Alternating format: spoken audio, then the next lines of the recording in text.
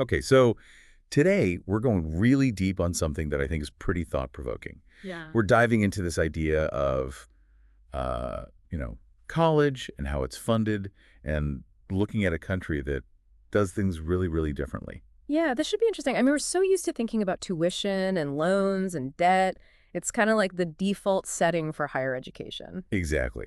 But this deep dive takes us to Denmark, where, well, I've kind of flipped the script. So we're looking at this podcast, The Economic Lens, and how they break down Denmark's approach. Right. They call it the SU system, I think, which Mhm. basically means the government pays students to go to college. I know it sounds wild, but that's exactly what they do. So we're going to unpack how it works, why they do it, and what kind of like the big picture takeaways are. I'm really curious to see how it all plays out. Like, does it actually work?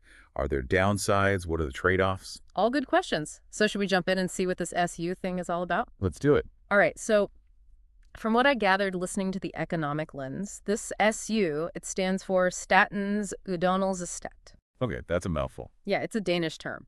But basically, it translates to the state educational support system. Mm-hmm. And it's not just like a small discount or anything. We're talking potentially up to like $900 a month for students who are living on their own. Wow. Okay, that's significant. Like a real living stipend, not just help with tuition. Exactly. And it's paid out monthly, so students can actually rely on it for, rent, food, all that stuff. Makes sense. But it can't just be free money for everyone, right? Like there must be some strings attached. Oh, for sure, there are conditions. Like one of the big ones is that students have to keep their grades up. It's not like they can just coast and still get the money. That seems fair. Like they need to show they're actually engaged in learning. So what's the thinking behind this whole system? Like why is Denmark so willing to invest in its students this way? Well, it seems to be deeply rooted in their societal values. They see education as a public good, a kind of infrastructure. Like roads and bridges. Kind of. They believe that having a highly educated population is crucial for the country's economic growth and competitiveness. So it's not just about helping individuals, it's about investing in the future of Denmark as a whole. Right. It's like they're saying, we'll support you now because we believe in the potential you have to contribute later.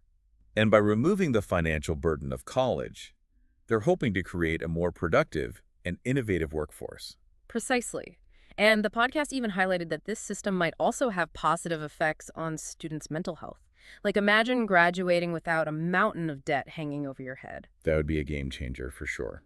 Less stress, more freedom to pursue your passions. It also plays into Denmark's reputation as a high-trust society. High trust. How so? Well, the government trusts that students will use the ESU responsibly to further their education, and the students in turn trust that the government will continue to support them. So it's like this positive feedback loop. And there's this other point they made on the economic lens that really stood out to me. They talked about how Denmark has lower student dropout rates compared to countries with expensive tuition. Right. That was fascinating. It kind of debunks the idea that if something is free or heavily subsidized, people won't value it as much. Yeah, it seems like the opposite is true. When students have financial security, they can focus on their studies and are more likely to finish their degrees. Makes you wonder if the traditional model of burdening students with debt is actually counterproductive in the long run. It definitely raises some questions. But of course, the podcast also acknowledged that scaling this kind of system to much larger countries like India or the US would be incredibly complex. For sure, the logistics and the cost would be enormous. So realistically, it's probably not a one-size-fits-all solution. But still, I think there's a lot we can learn from the Danish example. Absolutely. It challenges our assumptions about how higher education should be funded and how we view the relationship between individual responsibility and societal support. It really makes you think about what we prioritize as a society. Are we investing in our future, or are we putting the burden solely on individuals? Big questions. So for anyone listening, I think the real takeaway here is to consider the potential of viewing education as a collective investment.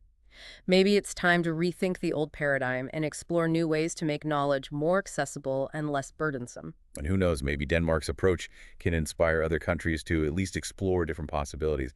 Even if it's not a perfect fit everywhere, there's definitely value in considering alternative models. Yeah, food for thought, for sure. Definitely.